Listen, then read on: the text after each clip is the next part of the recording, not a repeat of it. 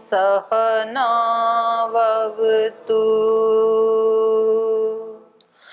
सहनौ भुनक्तु सह वीर्यं करवावहै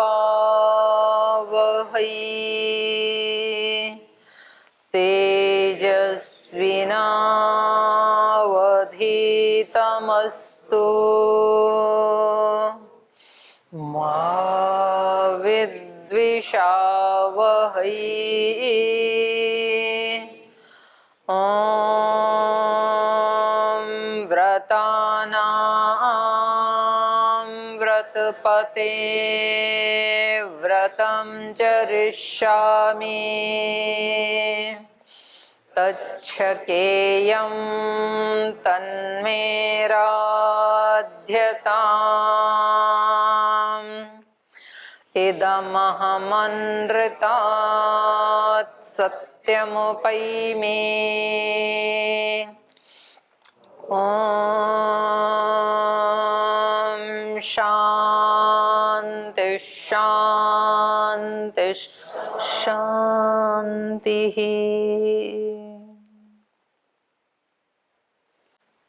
तो इसमें 32 नंबर सर्ग में हमने पढ़ा था जो कुश के पुत्र हैं कुशनाभ।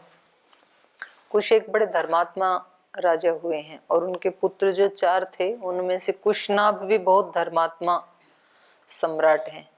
तो इनकी 100 कन्याएं थी और जैसे ही वो उद्यान में घूमने जाती हैं तो उन सबको वो कुब्जा हो जाती हैं वायुदेव के प्रकोप से। तो सब कुब्जा हो गई, कुबड़ी हो गई हैं। और राजा उनसे पूछते हैं जब उन्होंने प्रवेश किया महल में कि ये सब क्या हो गया, तो वो सब कुछ बोल नहीं रही हैं, बस केवल उनकी आंखों से अश्रु बह रहे हैं। तो ये देख करके उन्होंने समाधिम संदधे ततः, वो खुद समाधिस्थ होकर के बैठ गई और इसको जानने के लिए। तो जब वो चुप हो गए, समाधिस्थ होकर के बैठ गए, तो फिर कन्याओं ने उनके चरणों में अपना सिर रख करके शिरोभिश्चरणौ स्पृष्ट्वा, माने उनका चरण स्पर्श करके प्रणाम करके फिर ऐसे उनको कहना शुरू किया शांति से। तो इससे ये भी पता लगता है कि अपनी बात थोड़ी आराम से कहनी चाहिए। वो उनकी बेटियां हैं, उन्होंने अपने आप को पहले संयमित किया और राजा ने भी अपने आप को संयमित किया। जब ऐसे लग रहा था कि कुछ ना कुछ तो बच्चों के साथ बहुत बड़ा कुछ घटित हुआ है, दुर्घटना हुई है, तो वो भी विनिश्वस्य, लंबी सांस लेकर के थोड़ी देर के लिए आंख बंद करके बैठ गई। और फिर दोनों ही पुत्रियां भी और उनके पिता भी दोनों जब स्वस्थ हो गए तो बेटियों ने कुछ कहना शुरू किया। तो ये प्रसंग चल रहा था। तो इसमें कुछ पूछना है आपको, कुछ पहले का कोई प्रश्न है? जी। देवता है तो देवता के ऐसा आचरण क्यों जो उसने उनकी बात ना मानती, फिर इसने अधर्य हो गए, फिर उसको शाप ही दे दिया। फिर देवताओं पे तो बहुत धैर्यशील होते हैं ना। आलंकारिक वर्णन है, तो देवताओं को तो नहीं करना चाहिए ऐसे, पर अपने दिव्यत्व से कभी देवता भी नीचे आ जाते हैं, तभी तो संग्राम आदि करते हैं ना। देवासुर संग्राम चलता ही रहता है। या तो फिर वो जो शक्तियां हैं उनका कोई ऐसा प्रारब्ध रहा है, या तो फिर ये भी पता लग रहा है कि वायुदेव को कामना थी इन कन्याओं को प्राप्त करने की। कन्याओं को तो कोई कामना नहीं थी। तो जब कामना की पूर्ति नहीं होती है तो देवताओं को भी गुस्सा आता है, सामान्य मनुष्य की तो बात ही छोड़ो। ये भी पता लगता है। तो इसके कई अर्थ हो सकते हैं। तो कुछ अपने को ज्यादा स्पष्ट नहीं हो पा रहा है, तो एक बार इसको पढ़ जाते हैं। चलिए। तस्य तद्वचनं श्रुत्वा कुशनाभस्य धीमतः शिरोभिश्चरणौ स्पृष्ट्वा कन्याशतम् अभाषत। वायु सर्वात्मको राजन् प्रदर्शयितुम् इच्छति, अशुभं मार्गमास्थाय न धर्मं प्रत्यवेक्षते। पितृमत्यः स्म भद्रं ते स्वच्छन्देन वयं स्थिताः, पितरं नो वृणीष्वस्त्वं यदि नो दास्यते तव तेन पापानुबन्धेन वचनं न प्रतिच्छता एवं ब्रुवन्त्यः सर्वा स्म वायुनाभिहता भृशं तासां तु वचनं श्रुत्वा राजा परमधार्मिकः प्रत्युवाच महातेजः कन्याशतं मनोत्तमं क्षान्तं क्षमावतां पुत्रः कर्तव्यं सुमहत्कृतम् एकमत्यमुपागम्य कुलं चावेक्षितं मम।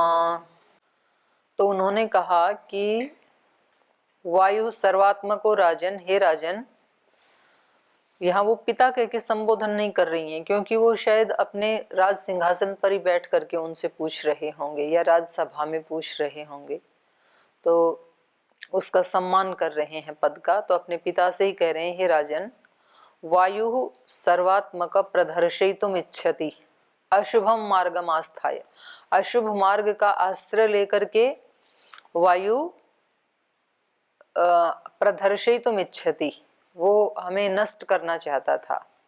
न धर्मम प्रत्यवेक्षते, धर्म पर उसकी दृष्टि नहीं थी। इसलिए पितृमत्यः स्म भद्रम ते स्वच्छंदे न वयम स्थिता, और हमने उनको कहा वयम स्वच्छंदे न स्थिता, हम स्वतंत्र नहीं हैं, बल्कि भद्रम ते, आपका कल्याण हो, हे वायुदेव आपका कल्याण हो, हम स्वच्छंद नहीं हैं बल्कि पितृमत्यः स्म, पितृमत्य माने पिता वाले, अर्थात पिता के अनुशासन में रहते हैं। अपने पिता को बता रही हैं कि हमने उनको कहा आपका कल्याण हो, हम अपने पिता के अनुशासन में रहते हैं, हम स्वतंत्र नहीं हैं। पितरम नो वृणीष्व त्वं यदि नो दास्यते तव, अगर हमारे पिता आपका वर्ण कर लें तो वो हमें आपको दे सकते हैं, वो दे देंगे, तो आप हमारे पिता से बात कीजिए इसके बारे में, क्योंकि हम अपने पिता के अनुशासन में रहते हैं। तो हमने उनको ऐसे कहा। तेन पापानुबंधेन वचनम न प्रतिच्छता एवं ब्रुवन्त्यः सर्वाः स्म वायुना अभिहता भृशम, लेकिन तेन पापानुबंधेन, उनके पाप से अनुबंधित होने के कारण, माने वायु देवता पाप से बंधा हुआ था, कामना रूपी पाप से बंधा हुआ था वायु, इसलिए वचनम न प्रतिच्छता, हमारी बात को न सुनता हुआ, उसने हमारी बात नहीं सुनी। एवं ब्रुवन्त्यः सर्वाः, जब हम सभी ऐसे बोल रहे थे कि आप हमारे पिता के पास जाएं, तो उन्होंने हमारी बात को न सुनते हुए वायुना भृशम अभिहिता, उन्होंने उस वायु के द्वारा हम सबको भृशम अभिहिता, गहरी चोट पहुंचाई गई, हम सबके अंग भंग कर दिए गई। तासां तु वचनं श्रुत्वा राजा परम धार्मिकः प्रत्युवाच महातेजः कन्याशतम् अनुत्तमम्। परम धार्मिकः राजा, उस परम धार्मिक राजा ने तासाम वचनम तो श्रुत्वा, उनके उन वचनों को सुन करके, कन्याओं के वचनों को सुन करके, महातेजा कन्याशतम अनुत्तमम प्रत्युवाच, उस महातेजस्वी परम धार्मिक कुशनाभ राजा ने अपनी 100 अनुत्तम कन्याओं को, माने जिनसे उत्तम और कोई नहीं है, ऐसी उन परम उत्तम कन्याओं को प्रत्युवाच, इस प्रकार से उत्तर दिया। क्षांतम क्षमावताम पुत्र्यः कर्तव्यम सुमहत्कृतम् ऐकमत्यम उपागम्य कुलम च अवेक्षितम मम। पुत्र्यः, हे पुत्रियो, बहुवचन में संबोधन है। पुत्र्यः क्षांतम क्षमावताम कृतम सुमहत् कर्तव्यम, आप लोग शांत रहे और क्षमावताम, क्षमाशीलता को, आपने उनको क्षमा कर दिया, चाहते तो तुम सब मिलके उसको मार भी सकते थे, लेकिन तुमने उसको क्षमा कर दिया। शांतम क्षमावताम पुत्रः कर्तव्यम सुमहत्कृतम, तो ये बहुत बड़ा महान कृत है तुम्हारा, बहुत बड़ी बात है ये। क्योंकि दंड देना तो सरल होता है और क्षमा करना थोड़ा कठिन होता है, तो कठिन काम किया इन्होंने। क्षांतम क्षमावताम पुत्रः कर्तव्यम सुमहत कृतम ऐकमत्योपागम्य। और उससे भी बड़ी बात यह है कि आप सब ने एक मत होकर के ये निर्णय लिया, नहीं तो 100 थे तो पता चलता है कि 2-4 उनके पक्ष में हो जाते, 2-4 न्यूट्रल हो जाते, कुछ 2-4 मेरे पक्ष में हो जाते, तो फिर वो आपस में एक मत न होने से शक्ति नहीं रहती है। संगठन में ही शक्ति होती है, जहाँ विविधता होती है तो फिर वो शक्ति कमजोर पड़ जाती है। तो ये सबसे अच्छी बात है, ऐकमत्यम उपागम्य, आप सब ने एक मत होकर के ये निर्णय लिया और उसको क्षमा भी किया और शांत भी रहे। तो आप सब ने मम कुलम अवेक्षितम, तुम सब ने मेरे कुल को बड़ा कर दिया है, तुमने मेरे कुल का वो बढ़ाया है, गौरव बढ़ाया है, दृष्टि रखी है मेरे कुल की मर्यादा के ऊपर, क्योंकि स्वयं भी परम धार्मिक हैं। तो इनकी बेटियों ने यही सोचा होगा कि इनको जो भी दंड देना है हमारे पिता देंगे, तो लेकिन आज की परिस्थिति होती तो उसको पीट देना चाहिए था, तो इन्होंने लेकिन ऐसा नहीं किया, तो इनको वैसे संस्कार मिले होंगे, या फिर देवता समझ करके छोड़ दिया होगा। ये थोड़ी देर के लिए इसके अंदर विकार आया है, लेकिन है तो देवता, तो इसको हमारे पिता ही दंड दें। आगे, अलंकारो हि नारीणाम क्षमा तो पुरुषस्य वा दुष्करम तच्च वैशांतम त्रेजशेषु विशेषतः यादृशी व क्षमा पुत्रः सर्वासाम विशेषतः क्षमा यज्ञश्च पुत्रिकः क्षमा यश क्षमा धर्म क्षमायां विस्थितं जगत् विसृज्य कन्याकाकुत्स्थ राजा त्रिदश विक्रमः मंत्रज्यो मंत्रयामास प्रदानं सह मंत्रिभिः देशे काले च कर्तव्यं सदृशे प्रतिपादनम् एतस्मिन्नेव काले तु चूली नाम महाद्युतिः उद्धरेता शुभाचारो ब्राह्म तप उपागमत्। तो इन्होंने कहा अलंकारो ही नारीणाम क्षमा, नारीणाम क्षमा तो पुरुषस्य वा, कह रहे हैं नारीणाम पुरुषस्य वा, चाहे पुरुष हो चाहे नारियां हो, क्षमा तो एक अलंकार होता है उनका, क्योंकि क्षमा का प्रयोग कब किया जाएगा? हमेशा तभी किया जाएगा जब कोई दूसरा अपने प्रति अपराध कर रहा है। जब कोई हमारे प्रति कुछ भी अपराध ना करे तब तो क्षमा का कहीं प्रयोग भी नहीं किया जाएगा। अनाज का, भोजन का प्रयोग कब किया जाएगा? भूख लगती है, अगर भूख ना लगे तो कोई प्रयोग नहीं किया जाएगा। जल का प्रयोग प्यास लगती है तब।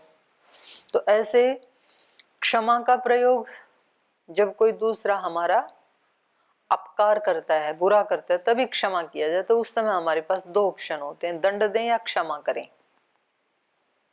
तो जिनमें ज्यादा बल होता है वो तो क्षमा कर देते हैं।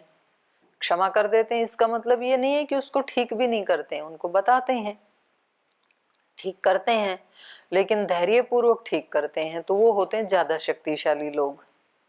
और जो थोड़े से कम शक्तिशाली होते हैं वो दंड देते हैं। और फिर दंड की भी कई कैटेगरी हैं। दंड देने में कुछ वाणी से ही बोल देते हैं, तो कुछ फिर उनको प्रहार करते हैं, और कुछ फिर उनका बहुत बुरा कर देते हैं। वो भी दंड होता है कि उसका पूरा सत्यानाश ही कर दें। तो वो भी अपनी चेतना के ऊपर ही किसकी कितनी चेतना है। तो इसलिए ये कह रहे हैं, क्योंकि ये बहुत धार्मिक राजा हैं कुशनाभ, तो ये अपनी पुत्रियों को कह रहे हैं, मतलब इन्होंने ये नहीं कहा कि उसको तो दंड दे करके आना चाहिए था। तो इससे ये पता लगता है कि पहले भी इन्होंने ऐसे ही संस्कार दिए होंगे और इसीलिए इनकी बेटियों ने ऐसे किया। तो ये कह रहे हैं पुरुषस्य नारीणाम वाह, चाहे पुरुष हो या नारियां हो, क्षमा तो अलंकार, ये तो उनका आभूषण है, अलंकार है। लेकिन ये अलंकार तो है, लेकिन त्रिदशेषु अपि विशेषतः दुष्करम तच्च वै शांतम। ये जो शांत रह करके क्षमा करना, ये देवताओं के लिए भी दुष्कर है, इतना सरल नहीं है। ये देवता ही तो थे ये वायु, तो वो भी तो क्षमा कर ही सकते थे। तो कह रहे हैं ये क्षमा करना और शांत रहना, दुष्करम तच्च वै शांतम, इस प्रकार से शांत भाव से रहना और क्षमा कर देना। त्रिदशेषु अपि विशेषतः दुष्करम, त्रिदश होता है देवता, देवताओं में भी, विशेष करके देवताओं में भी ये दुष्कर है, देवता भी ऐसा नहीं कर पाते हैं। तो इससे ये पता लग रहा है कि देवताओं से भी बड़े योगी होते हैं। मनुष्य भी नहीं कर पाते हैं, देवता भी नहीं कर पाते हैं, योगी कर पाते हैं। जैसे महर्षि दयानंद ने क्षमा किया ना अपने जहर देने वाले को, ऐसे महात्मा बुद्ध भी क्षमा कर देते थे अपना अपकार करने वाले को। तो देवताओं के बारे में तो नहीं सुना कि वो किसी को क्षमा कर देते हैं, लेकिन योगी लोग क्षमा कर देते हैं क्योंकि उनके पास से शक्ति ज्यादा होती है। तो इसलिए देवता भी अपवर्ग के अधिकारी नहीं होते हैं, मनुष्य भी नहीं होते हैं, केवल योगी जन ही अपवर्ग के अधिकारी बन पाते हैं। क्षमा दानम, क्षमा सत्यम, क्षमा यज्ञाश्च पुत्रिकाः, क्षमा यश, क्षमा धर्म, क्षमायाम विस्थितम जगत। तो यहाँ क्षमा की बहुत बड़ी महिमा ये गा रहे हैं। क्षमा दानम, सबसे बड़ा दान क्या है? क्षमा करना। रुपए पैसे का दान बहुत बड़ा है, पृथ्वी का दान बहुत बड़ा है, वस्त्र दान, अन्न दान, विद्या दान, स्वर्ण दान, रजत दान, संतति दान, बहुत सारे दान हो सकते हैं। तो कह रहे हैं कि ये क्षमा दान है ना, ये बहुत बड़ा दान है। क्षमा दानम, क्षमा ही अपने आप में दान है। किसी को क्षमा कर दिया तो समझो आप बहुत बड़े दानवीर हैं। क्षमा दानम, क्षमा सत्यम, क्षमा सत्य के बराबर ही एक शक्ति है। जैसे सत्य में बल है, ऐसे ही क्षमा भी बहुत बलवान शक्ति है। क्षमा यज्ञाश्च, और क्षमा करना ही अपने आप में एक यज्ञ करने जैसा है। जैसे यज्ञ एक श्रेष्ठ काम है, ऐसे ही क्षमा करना भी श्रेष्ठ काम है। पुत्रिकाः, हे पुत्रियो, बहुवचन, हे पुत्रियो, क्षमा ही दान है, क्षमा ही सत्य है, क्षमा ही यज्ञ है। क्षमा यशः, क्षमा करने वाला व्यक्ति यशस्वी होता है। क्षमा यश, क्षमा धर्म, और ये धर्म का भी लक्षण है क्षमा करना। धृति क्षमा, अगला ही है ना, एक तो धैर्य धर्म का लक्षण पहला, और दूसरा क्षमा। तो कह रहे हैं क्षमा धर्म, ये क्षमा करना धर्म भी है। क्षमायाम जगत विस्थितम, इस क्षमा रूपी शक्ति में ही सारा जगत स्थित है, क्योंकि ईश्वर हम सबको क्षमा कर रहे हैं तभी तो जगत बना हुआ है। अगर जैसे ही हमने अपराध किया और तुरंत हमारे को दंड दें कि आज से तुमने लेट उठे, सूर्य का अपमान किया, आज से तुम्हारे लिए सूर्य की रोशनी बंद, आज से तुमने अन्न का अपमान किया, अन्न खाया और उल्टा काम करते हो, आज से अन्न तुम्हारे लिए बंद, ऐसे नहीं करते। कर्म का फल तो मिलता है, लेकिन उस समय वो धैर्य रखते हैं। तो इसलिए ये कह रहे हैं कि इस क्षमा में ही ईश्वर क्षमाशील भी है, लेकिन कब?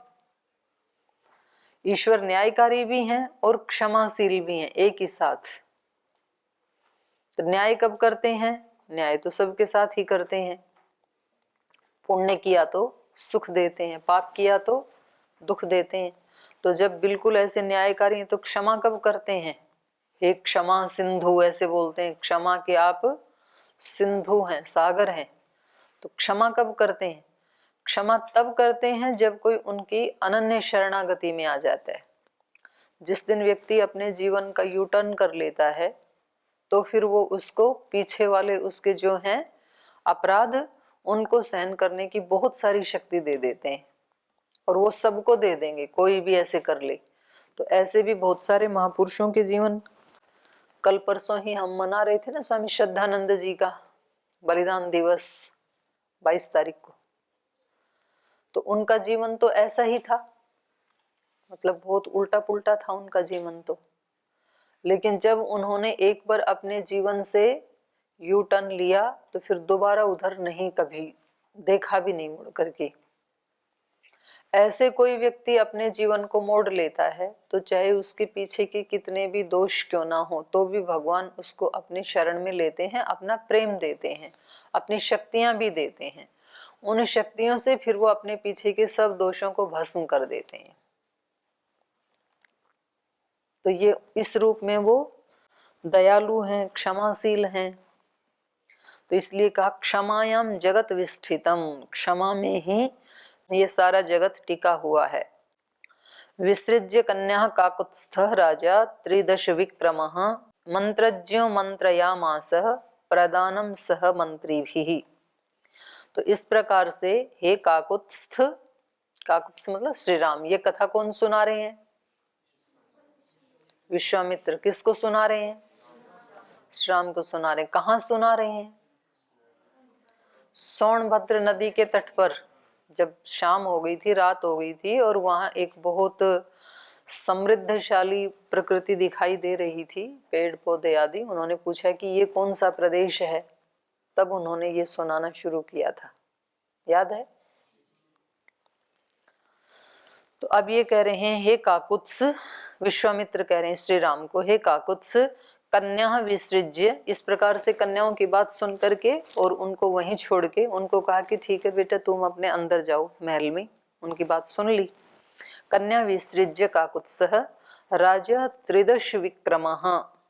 तो ये देवताओं के समान विक्रम पराक्रम है जिसका, त्रिदश माने देवता, ऐसे उस राजा ने मंत्रज्ञ मंत्रयामासः, मंत्रज्ञ जो इस विषय को जानने वाले थे उनके साथ मंत्रयामास, मंत्रणा की, प्रदानम सह मंत्रीभिः, अपने मंत्रियों के सहित जो मंत्रज्ञ थे उनके साथ प्रदानम मंत्रयामास, ये मंत्रणा की उन्होंने। क्या मंत्रणा की? कि कन्याओं का कहीं विवाह करना चाहिए। देशे काले च कर्तव्यम सदृशे प्रतिपादनम। देशे काले च कर्तव्यम, किस देश में किस काल में, सदृशे अपना जो कुटुंब परिवार है उसके समान किसी कुल में, प्रतिपादनम कर्तव्यम, प्रतिपादन करना चाहिए। प्रतिपादन मतलब रिश्ता करना चाहिए, विवाह करना चाहिए। तो उसके लिए देश के बारे में हम सोचें कि कहाँ करना चाहिए, काल के बारे में सोचें किस समय करना चाहिए, 1 महीने बाद, 2 महीने बाद, 6 महीने बाद, किसके साथ करना चाहिए। तो ये सब मंत्रणा की उन्होंने। उनको लगा कि अब कन्याओं की हमें शादी कर देनी चाहिए। एतस्मिन्नेव काले तु चूली नाम महाद्युति ऊर्ध्वरेता शुभाचार ब्राह्मम तप उपागमत। और कह रहे हैं एतस्मिन एव काले, इसी समय, चूली नाम महाद्युति, महान तेजस्वी चूली नाम के एक व्यक्ति थे जो कैसे हैं? ऊर्ध्वरेता, ऊर्ध्वरेता हैं, शुभाचार्य शुभ आचरण वाले हैं, ब्राह्मम तप उपागमत, और उन्होंने ब्रह्म तप का अनुष्ठान किया है। ब्रह्म तप मतलब ब्रह्म का ही चिंतन करते हैं, ब्रह्म का ही ध्यान करते हैं। तो ऐसे इन्होंने ब्रह्म तप, और ब्रह्म का अर्थ विराट भी होता है, तो विराट तप किया उन्होंने। तो चूली नाम के एक व्यक्ति हैं जो बहुत शुभ आचरण वाले हैं और तप में लगे हुए हैं। तपस्यन्तं ऋषिं तत्र गंधर्वी पर्युपासते सोमदा नाम भद्रं ते उर्मिला तनया तदा सा च तं प्रणता भूत्वा शुश्रूषणया परायणा उवास काले धर्मिष्ठा तस्यास्तुष्टो भवद्गुरुः स च तां कालयोगेन प्रोवाच रघुनन्दन परितुष्टोऽस्मि भद्रं ते किं करोमि तव प्रियं परितुष्टं मुनिं ज्ञात्वा गन्धर्वी मधुरस्वरम् उवाच परमप्रीता वाक्यज्ञा वाक्यकोविदं लक्ष्म्या सुमुदितो ब्राह्म्या ब्रह्मभूतो महातपः ब्राह्मेण तपसा युक्तं पुत्रम् इच्छामि धार्मिकम् अपतेश्चास्मि भद्रं ते भार्या चास्मि न कस्यचित् ब्राह्मेण उपगतायाश्च दातुम् अर्हसि मे सुतम् तस्याः प्रसन्नो ब्रह्मर्षि ददौ ब्रह्मं मनुत्तमम् ब्रह्मदत्त इति ख्यातं मानसं चूलिनः सुतम्। तो कह रहे हैं तपस्यंतम ऋषिम, वो जो चूली नाम के ऋषि थे उनके तपस्यंतम तपस्या करते हुए, तपस्यंतम ऋषिम तत्र गंधर्वी पर्युपासते, एक कोई गंधर्वी उनकी सेवा करती थी। पर्युपासते मतलब सेवा करती थी। सोमदा नाम, उसका नाम था सोमदा। सोमदा नाम भद्रम ते उर्मिला तनया तदा, और उसकी माँ का नाम उर्मिला था, उर्मिला की तनया पुत्री थी वो। तो कह रहे तब वो ऋषि जो चूली नाम के जो ऋषि थे उच्च आचरण वाले, वो तपस्या कर रहे थे और उर्मिला की पुत्री सोमदा नाम की गंधर्वी उनकी सेवा करती थी। साचे तम प्रणता भूत्वा, उस सोमदा नाम की गंधर्वी ने तम प्रणता, उनको प्रणाम करके, प्रणता भूत्वा उसको प्रणाम करके, शुश्रूषण परायणा, जो उनकी सेवा में लगी रहती थी, उवास काले धर्मिष्ठा, तो ऐसे लंबे काल तक वो उवास, उसने वहां निवास किया। धर्मिष्ठा, धर्म में स्थित होकर के उसने लंबे समय तक वहां निवास किया। तस्या तुष्टो अभवत गुरुहु, और उससे वो ऋषि उसकी सेवा से संतुष्ट हुए। सचे ताम काल योगेन प्रोवाच्य रघुनंदनः परितुष्टो अस्मि भद्रम ते किम करोमि तव प्रियम। रघुनंदन, हे रघुनंदन, हे श्री राम, सचे ताम काल योगेन प्रोवाच्य, ऐसे काल योग से बहुत समय बीत जाने पर, स ताम प्रोवाच्य, उस ऋषि ने उस गंधर्वी सोमदा नाम की गंधर्वी से प्रोवाच्य कहा, परितुष्टोस्मि भद्रम ते, तुम्हारा कल्याण हो, मैं तुम्हारी सेवा से परितुष्ट हूँ। किम करोमि तव प्रियम, तो मैं आपके लिए क्या प्रिय कर सकता हूँ, क्या हित कर सकता हूँ आपका। परितुष्टम मुनिम ज्ञात्वा, उस मुनि को परितुष्ट जान करके, गंधर्वी मधुर स्वरम उवाच, उस गंधर्वी ने मधुर स्वर से इस प्रकार से कहा, परम प्रीता वाक्यज्ञ वाक्य कोविदम, वाक्य कोविदम, वाक्यों के जो स्वामी है, वाक्यों को जानने में जो निपुण है, कोविद होता है निपुण, वाक्य कोविदम, उस वाक्य के शहंशाह को या उसके प्रामाणिक पुरुष को, वाक्यज्ञ, ये भी वाक्य जानने वाली थी, शब्दों को जानने वाली, माने ये भी विदुषी थी और वो गुरुजी भी वाक्य कोविदम, वो भी विद्वान है। तो उसने परम प्रीति से युक्त होकर के उनको मधुर स्वर में इस प्रकार से कहा, लक्ष्म्या सुमुदितो ब्राह्म्या ब्रह्मभूतो महातपाः, ब्राह्म्या लक्ष्म्या सुमुदित, हे ऋषि आप ब्राह्म्या लक्ष्म्या, ब्रह्म संपत्ति से, ब्रह्म तेज से आप युक्त हैं।